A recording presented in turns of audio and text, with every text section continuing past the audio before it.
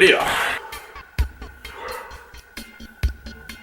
One of the most overlooked factors when it comes to building muscle, losing fat, increasing performance, and just feeling better in general is sleep. Well, in this video today, I'm going to talk about how much sleep you need, why, and how you can improve your sleep quality. So, let's check it out.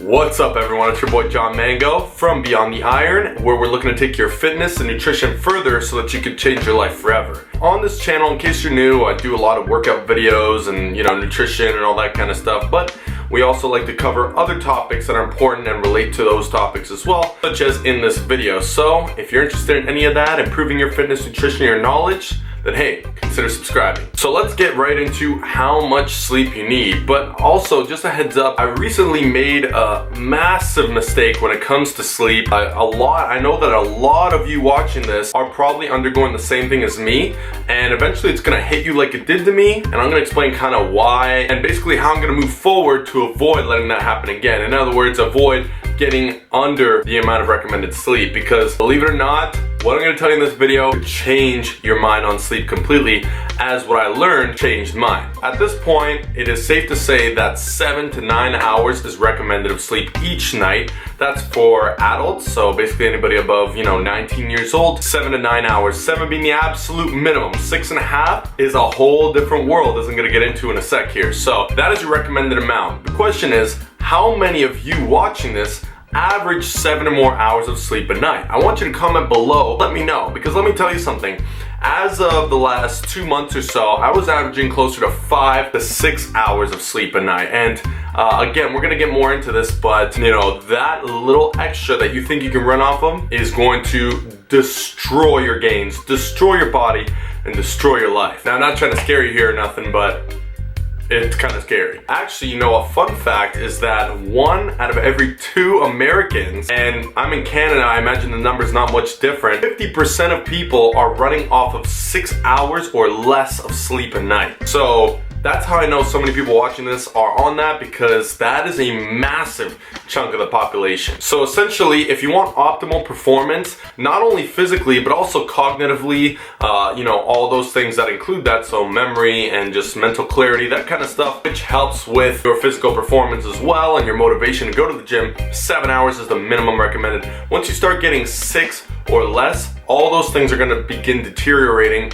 over time. Now, a big reason for this is because getting that much less sleep, so even just an hour less and below, you're actually going to be raising your cortisol levels, which is obviously a catabolic hormone, meaning a hormone that's responsible for breaking down tissue in the body, not what we want for the gains. But it's also going to lower at the same time IGF-1, which is a growth hormone, which obviously is good for the gains. And another thing is that undersleeping is actually going to increase something called the respiratory exchange rate, or RER. Now, I actually learned this from watching a video from a fellow Torontonian again, Omar Isuf. I might have a little bit of bias towards the Torontonians here. Omar Isuf, I'm going to be linking his video down below and in the info cards up here, so you can check out that video for a little more information on this. But basically, RER being lower is better for your body's ability to burn fat. So if you increase RER, your respiratory exchange rate, you're going to actually decrease the ability of your body burning fat, and your metabolism in general will begin to slow down. Now check this out. On top of that, okay, what I mentioned was cognitive function. Now you might think, okay, cognitive function, that's going to impact me in my business life or my career life or whatever, but actually it's going to impact you just as negatively in your physical life. Again, I'm going to come out with another fun fact. Now, a lot of these facts that I got were from a podcast that maybe a lot of people have heard. It's a Joe Rogan podcast, which I recently got on. I'm also going to link it below in the cards if I can, and it's with the neuroscientist that specializes in sleep, laying down facts like nothing. You have to watch this podcast to really open your mind on it. I was recommended by many people to watch it, so I finally did, and it really opened my eyes to it. But basically, another fun fact that the neuroscientist there, he goes by the name of Matthew Walker. So watch that podcast, you're gonna notice, and you're gonna see where I pulled some of these facts from. But quick fun fact that they found when it comes to less sleep and weight gain, on average, people that slept 6 hours or less in compared to people that slept 7 or more, ate on average 200 to 300 more calories a day. If you add that up over time, that's gonna be 1,400 to 2,100 calories more a week. Add that up over months, years, there's no wonder there's an obesity epidemic, as the average amount of sleep that the nation in the US, and again, Canada's probably similar, the average amount has decreased over time. Now, this is obviously gonna have to do with our on-the-go lifestyle, you know, being forced to work so much more and, you know, do school so much more homework, earlier start times, all this stuff. Like I said, I was just in this position lately, and I actually gained about 8 to 10 pounds of pure fat over the last month. Again, this is from sleep deprivation. Even myself, of all people, I know what's going on, okay? I know that if I overeat by 100, 200, 300 calories, I am screwing myself. Yet, I literally didn't even care. I said, you know what? I have to. I don't even care if I gain a bit. I'll make up for it later. I don't care. I kept undersleeping. Next thing you know, 10 pounds later, the kid's bad. But you know, I'm not worried. I'm gonna get it back. I'm gonna start sleeping more and everything's gonna be fine. Definitely one of the biggest factors when it comes to fat and weight loss in terms of being able to control and self-discipline is, you know, being able to cognitively be at peak performance and having the energy to say, oh, I don't need that. Again, the cortisol and the stress is going to increase your risk of eating more. But not only that, eating less macronutrient dense foods, which could allow you to overeat that much easier. I made a video on this recently actually talking about why some foods are considered bad over others, and you can check that out here. Lots of informative stuff. So it's also going to help explain why certain choices might be better or worse than others. Given the potential weight gain, well, predictable weight gain that's going to most likely come with undersleeping, meaning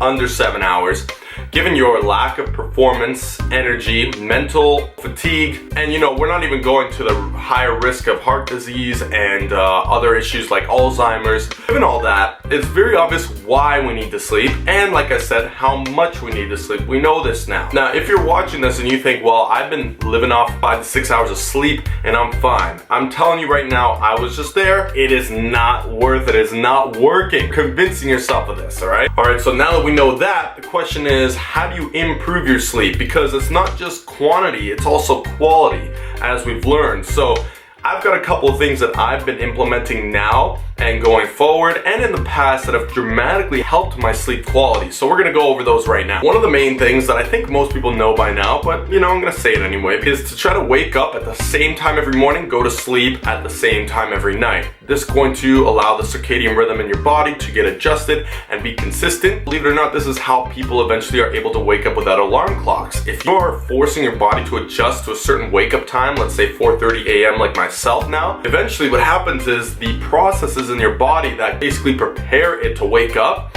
are going to be preparing automatically an hour or so before you wake up at 4:30. So at 3:30, boom, it knows. But because of that, you're gonna wanna make sure that you go to sleep early enough. In my case, it's gonna have to be 8:30. Now I'm gonna cover what you wanna do before you go to sleep, because that's huge, and after you wake up. Now, before you go to sleep, what I like to do, a couple tips here. One is I've set night shift mode on my phone to go off at least an hour before I go to sleep. So that's gonna take away, white light. White light has been shown to suppress melatonin, which is of course responsible for helping you get into that deep sleep stage, which is necessary for repair and all the benefits I mentioned previously. The next thing I do is I still try to minimize screen time for that hour before bed. So I'm gonna be putting my phone on airplane mode, shutting off all distractions that would come from my phone, and focus on just looking at other things. You know, things such as a book. A physical book has been shown to be fine, of course, whereas a tablet or reading off a device like that obviously is not the same.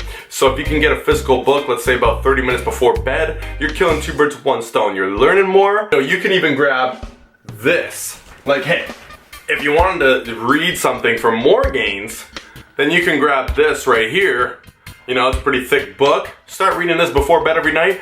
You're gonna be dreaming of gains. Now, another thing that's interesting is you want to try to sleep in your own bed as much as you can, because believe it or not, sleeping in unknown territory, so even something as simple as just the couch in the living room, could impair your sleep quality. So always try to make the same, the point here is make the same sleeping routine as often as you can. Same bed, shut the phone off before, keep the phone off after you wake up. That's another thing, keep it on airplane mode. Don't check your phone first thing in the morning. From there, just again, read and whatever else you want to do, some sort of morning routine, prepare for the gym if you go to the gym, prepare for work, and get some work done, brainstorm, write in a journal, whatever you want to do it, but try to avoid checking your phone for the first hour afterwards. That's not only going to help sleep and the rest of your day, productivity. Now, another one, and unfortunately this is the case, if you drink alcohol or even smoke marijuana before bed, you are hindering and suppressing your body's ability to go into deep sleep. So, unfortunately for all those pot smokers out there, I used to be one of them who thought, I just needed to go to sleep, alright? I just need something to help me sleep. It's like, trust me, you're actually doing the opposite. Weed and alcohol, try to minimize before sleep. Alright, so now if you've made it this far, I'm just gonna briefly tell you about what happened with, myself. I started getting 5 to 6 hours of sleep a night for the last few months straight. I just started breaking down as of last week. I don't know if you can tell, my energy might be a little low on camera right now, but as of last week, I began fainting or getting very close to fainting almost on a daily basis. Fever-like symptoms, but what seemed like no fever. I would just pop an Advil, pop some caffeine, and so on. So I was suppressing my sleep deprivation with caffeine, and I began getting sick, of course, because your immune system is going to drop severely. My cognitive function, my business was taking a huge hit, and I didn't even realize.